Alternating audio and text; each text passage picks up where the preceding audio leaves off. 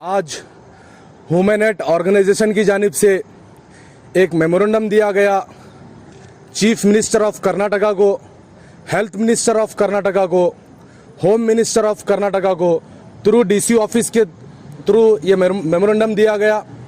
इसमें हमने डिमांड की कि कल जो जिम्स हॉस्पिटल है गवर्नमेंट हॉस्पिटल, वहाँ पर एक बच्ची का रेप करने की कोशिश की जाती है, उसके खिलाफ ये मेमोरेंडम दिया गया है। इसमें हमने डिमांड की है कि उस जो बच्ची को जो जिसके साथ ये दुष्कर्म करने की कोशिश की गई, उनको 10 लाख रुपए कंपनसेशन देने का हमारा डिमांड है। और ये इतने बुरे हालात हैं जिम्स हॉस्पिटल के, अगर मैं पूरे उनके हालात आज सुनाने में बैठ जाऊं तो मैं समझता हूं 3-4 घंटे लगेंगे। इतने सारे गलतियां, इतने सारे सही तरीके से ट्रीटमेंट नहीं, सही तरीके से इलाज नहीं, इतने सारे सवाल उठते हैं कल के इंसिडेंट को लेकर। क्योंकि जो आरोपी है वो एक प्राइवेट एम्बुलेंस का ड्राइवर बताया जा रहा है, जबकि ये ऐसे केसेस हमें बहुत दिन से सुनने में आ रहे थे कि डेड बॉडी के साथ ऐसा दुष्कर्म किया जा रहा है, ऐसा लेडीज को छेड़ा जा रहा है। इस पे हमने सवाल करने पे सब चुप बैठे थे।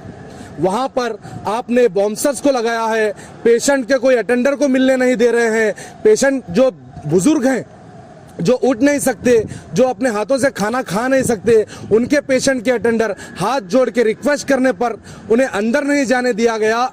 तो ये रेपिस्ट इतनी रात को जिम्स हॉस्पिटल के अंदर कैसे चला जाता है? इसके जिम्मेदार कौन है? और ये जब ऐसे हरकतें वहां पर होती हैं तो उस टाइम पे ड्यूटी डॉक्टर क्या कर रहा था, उस टाइम पे स्टाफ ड्यूटी नर्स क्या कर रहे थे? वो लोग वहां पे मौजूद नहीं थे। हमारे हर वीडियो में बताया, हमने हर अपील की कि जिम्स हॉस्पिटल के अंदर जो सीसीटीवी कैमरे हैं उनको ऑन किया जाए। उनको जब बिठाने के बाद उन्हें ऑन क्यों नहीं किया जा रहा है? जब एक छोटा सा बिजनेस शुरू करते हैं तो वहां पे फोकस डालकर ये बात कही जाती है कि आप सीसीटीवी कैमरे बिठाएं। जब जिम्स हॉस्पिटल के अंदर कैमरे मौजूद हैं तो उन्हें क्यों ऑन नहीं किया जा रहा, उन्हें क्यों नहीं चालू किया जा रहा? इससे यह बात समझ में आती है क्योंकि आप जो अपनी ड्यूटी पूरी तरीके से सही तरीके से नहीं निभा रहे हैं, जो आपको घंटा आधे घंटे में जो विजिट करना होता है वो आप नहीं कर रहे हैं, ये आपकी चोरी पकड़ी जाएगी। इस वजह से आप वहां के कैमरे ऑन नहीं कर रहे हैं। देखिए, ये जो रेपिस्ट है, ये जो रेप करने की कोशिश किया है, मैं नहीं समझता कि उसका ये पहला अटेम्प्ट है, क्योंकि वो रोज दारू पीता है। वहां के लोगों का कहना था, कुछ लोग अपनी इज्जत को डर कर ये बात सामने नहीं बोले हैं। कल ये बच्ची चीख कर चिल्लाने पर, पूरे वार्ड के लोग उठने पर ये बच्ची अपने भाई को बुलाकर बोली है। जब ये वाकया हमारे सामने आता है, ह्यूमनेट ऑर्गेनाइजेशन की टीम, गुलबर्गा एनजीओ फेडरेशन की टीम स्पॉट पे मौके पर पहुंचकर पुलिस को बुलाकर जब ये कंप्लेंट दर्ज की जाती है, अगर ये कॉल गुलबर्गा एनजीओ फेडरेशन के लोगों को अगर कल ये कॉल नहीं आता था तो मैं नहीं समझता था कि ये भी वाकया हमारे सामने आता। इससे भी वहीं मूछा जाता था, इसे भी वहीं छुपाया जाता था, क्योंकि ये लोग अपनी इज्जत बचाने के लिए, अपनी झूठी शान बचाने के लिए ये केस को भी वहीं दफन करते थे। ये कोविड पेंडेमिक के अंदर इतने सारे लोग परेशान हैं।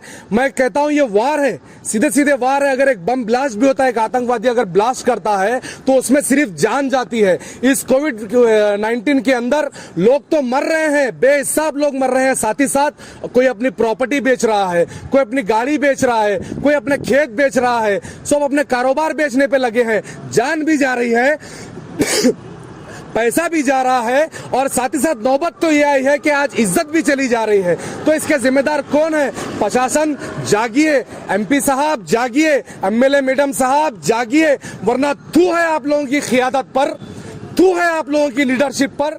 कल का जो वाक़या, कल रात में हमें 12:30-1 बजे कॉल आया कि यहाँ पर रेप करने की कोशिश की गई। जैसा ही हमारी इन्फॉर्मेशन मिली, हम कंसल्ट अथॉरिटी को फ़ोन करते हुए ऑन दी वे थे, हॉस्पिटल की तरफ आ रहे थे। आते ही हमने ब्रह्मपुर सर्कल साहब को कॉल किया और उन्हें ये तमाम तफसीलात बताया। उसके बाद सर्कल साहब वहाँ पर आकर इन्वेस्टिगेशन करे, रिटर्न कंप्लेंट लिए। उसके बाद एक थोड़ी देर में जो रेपिस्ट, जो अटेम्प्ट टू रेप करने की कोशिश कर रहा था, वो भी अरेस्ट हुआ।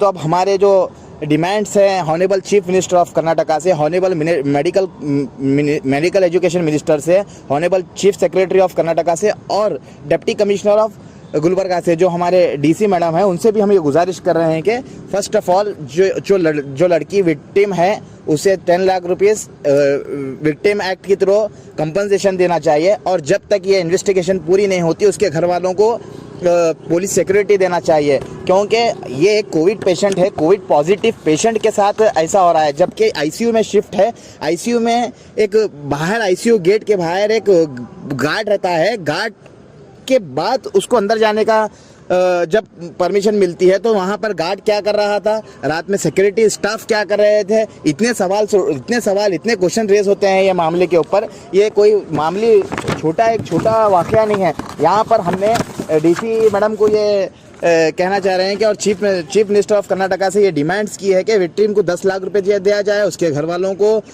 पुलिस सिक्योरिटी दी जाए, और रेस्पॉन्सिबिलिटी जो वहाँ पर थे रात में जिसकी ड्यूटी थी उनके ऊपर क्या एक्शन हुआ है, अगर एक्शन नहीं हुआ तो अभी उनके ऊपर एक्शन होना चाहिए। और तमाम जो यहाँ पर जो मामले कई दिन से चल रहे थे, क्योंकि ये सीसीटीवी कैमरा, आप सीसीटीवी कैमरा निकाले, सीसीटीवी कैमरे में ये आना चाहिए कि वहाँ पर उन कितने दिन से आ रहा था और कितने बार ऐसा किया गया। कल हमें मालूम हुआ, इससे पहले ना जाने कितने बार ऐसा हुआ है। तो ये तमाम चीज़ पे इन्वेस्टिगेशन होकर 30 डेज में चार्जशीट आना चाहिए, और फास्ट ट्रैक कोर्ट में ये मामला जल्द से जल्द रेपिस्ट को फांसी की सज़ा हो और घर वालों के इंसाफ मिले। अस्सलाम वालेकुम। जैसे कि इससे पहले जो चिंचोली का हाल ही में जो केस हुआ था, इंसिडेंट हुआ था पिछली बार, वो केस को ह्यूमन राइट ऑर्गेनाइजेशन और सैयद मजहर हुसैन एडवोकेट साहब ने उस केस को फॉलो अप करके वो चिंचोली के जो विक्टिम है उसको फांसी दिलाए थे। उसी तरह मैं सैयद मजहर हुसैन एडवोकेट से गुजारिश करता हूँ कि वो इस केस को भी फॉलो अप करके सेम उसी तरह उनको इंसाफ दिलाइए, उनके घर वालों को दिलाइए, और जो कंपनसेशन जो मांग की है उसको पूरा करिए। और बाउंसर्स वगैरह जो भी एडमिनिस्ट्रेशन है वहाँ के जो इंचार्ज हैं वो सीरियस लेके ड्यूटी करें, क्योंकि ये इंसिडेंट पहली बार नहीं हो रहा, इससे पहले बहुत इंसिडेंट हुए।